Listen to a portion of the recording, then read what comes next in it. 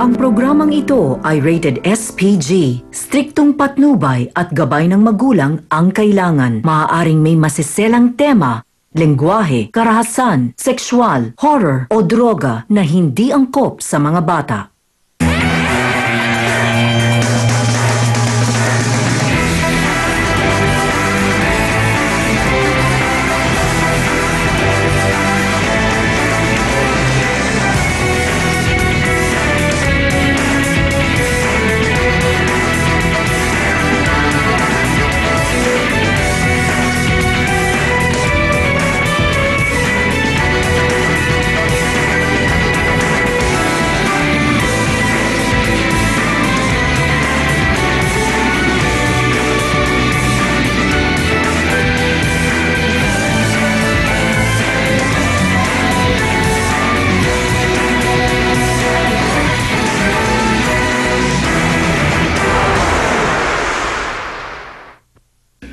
Ano kayang dapat gawin? Ipunin yung lahat ng kasong hinawakan ni Gio. Lahat ng mga data mula noon hanggang ngayon. Tapos, yung mga bank account statement niya, isama niyo. Ebidensya yun. Makinig ka sa akin. Kasabwat nila si Kai. Maglaban tayo ng lalaki sa lalaki. Yan, maganda yan.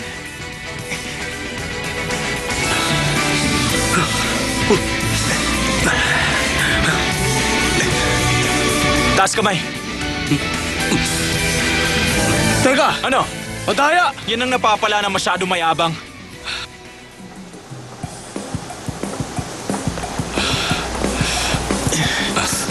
Mabigat! Aray! Magdaan-daan ka naman! Ano ba? Dito tayo! Hello, mahal!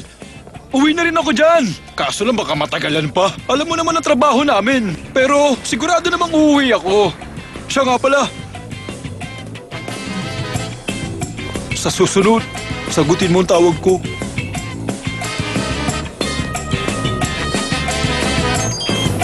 Your message has been saved. Mahal, nasikaso mo na ba yung bakasyon? Talaga? Magaling! Si Mama? Ano ba, wag na! Hayaan mo na lang sila ni Papa! Saan ba tayo magkikita? 3 araw lang ang bakasyon namin, bakit sa New York pa? Sa malapit na lang kasi. Alam mo naman kami mga pulis, dapat lagi handa, di ba? Ano? Ano sabi mo sa akin? Anak ka ng nanay at tatay mo, your mother, father! Oo, your mother, father! Bingit ka ba, ha? Yari ka sa akin pagdating ko! Saan naman kayo nagpunta yun? Ano ba? Nakakainip na. Alis na tayo. Aray! Teka lang, sandali lang. Pasalubong? Sa nanay o sa lola mo? Naku, wag yan. Ang sagwa niyan. Simple lang kasi. Ano ka ba? Magkaiba naman ang itsura na simple at masagwa, hindi ba? Nagsalita, maraming alam. Tanggalin mo ang posas ko kung pipili. Kung iampas ko sa'yo to. Ay, ikaw naman. Lokong to, ha? Ito na lang, oh. Oh. Yan, ang pangit pala ng taste mo, no? Detective pa naman ang tawag sa'yo. Ilayo mo nga sa akin yan. Ano? Ayaw mo na maganda? Huh? Ito na lang ang kukunin ko. Ano ba? Ay, saan ka ba kasi nagpunta? Magdahan-dahan ka naman, pwede ba? Kasi may tinignan lang ako ron. Ano naman yan? Ha? Uy, ano ka ba? Bigay mo na. Ano ka mo? Ay, mali. Hindi pala siya. Sorry. Ano sinabi mo? Katrabaho ko lang siya. Hindi ko alam eh. Di sige.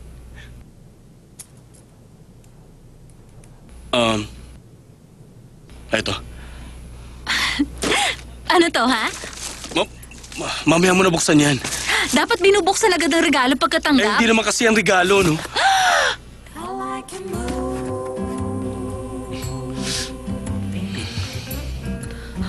Dosu. Naawa lang kasi ako sa'yo. Nakita ko rin kasing sira na yung suot mong sapatos eh. Kung ayaw mo, edi ibalik mo na lang yan. Gustong gusto ko kaya. Para mas gusto ko pa siyang itago kaysa gamitin. Size 6 ang paa mo, di ba? O sige, sukat mo na yan.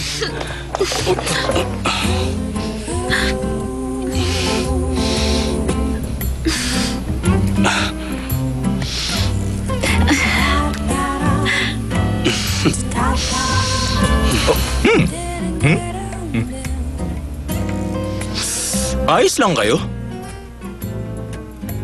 Dito nyo pa naisip gawin yan, ha? Ano ba? Nahiya naman ako. O sige, tuloy nyo na.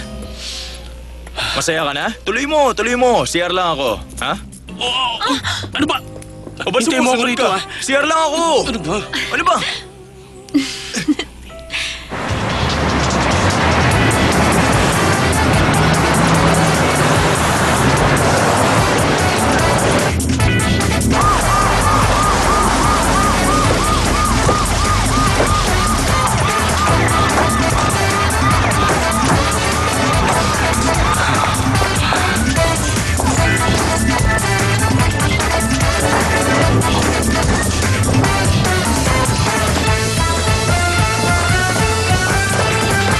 Na-disqualify ang kandidatong si Yang Win-hoon matapos ibunyag ng kanyang sekretaryong si Baek Yong-jun ang katiwaliang kinasasangkutan ng ama nito.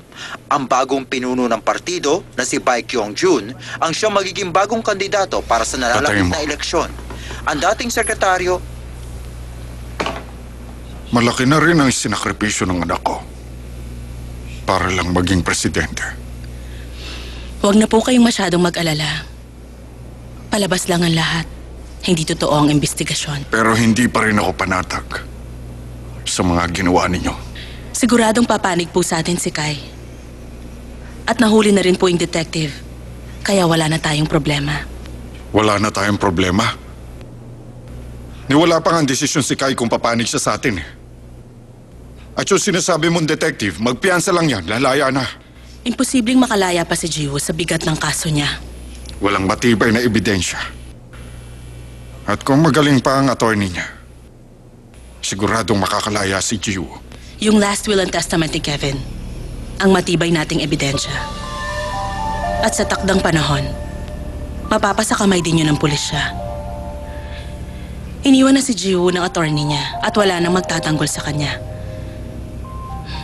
Hindi naman nagrereklamo yung attorney sa binayad natin.